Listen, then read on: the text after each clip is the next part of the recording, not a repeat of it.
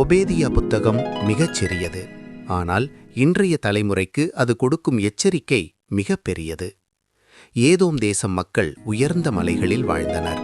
அவர்கள் நினைத்தார்கள், நாம் பாதுகாப்பில் இருக்கிறோம், எங்களை யார் வீழ்த்த முடியும்?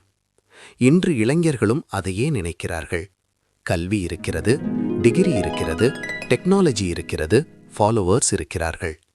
ஆனால் ஒபேதியா சொல்லும் உண்மை இதுதான்: மனிதன் உயர்ந்த இடத்தில் இருந்தாலும் தேவன் இல்லையெனில் அந்த உயரம் நிலைக்காது.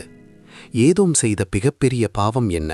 சகோதரன் விழும்போது உதவவில்லை, பார்த்து சிரித்தது. இன்று சமூக வலைதளங்களில் பிறர் தோல்வியை மீமாக மாற்றும் ஒரு கலாச்சாரத்தில் நாம் வாழ்கிறோம். தேவன் சொல்கிறார், நீ செய்தது போல உனக்கும் செய்யப்படும். இது சாபம் அல்ல, இது வாழ்க்கையின் நீதியான விதி. ஆனால் நல்ல செய்தி இருக்கிறது. ஒபேதியா புத்தகம் தீர்ப்போடு முடிவடையவில்லை, அது நம்பிக்கையோடு முடிகிறது. சியோன் மலையில் தப்பி போரிருப்பார்கள். அகந்தையை விட்டு தாழ்மையோடு தேவனை நம்புகிற இளைஞருக்கு இன்னும் எதிர்காலம் உண்டு, இன்னும் வாய்ப்பு உண்டு, இன்னும் மீட்பு உண்டு.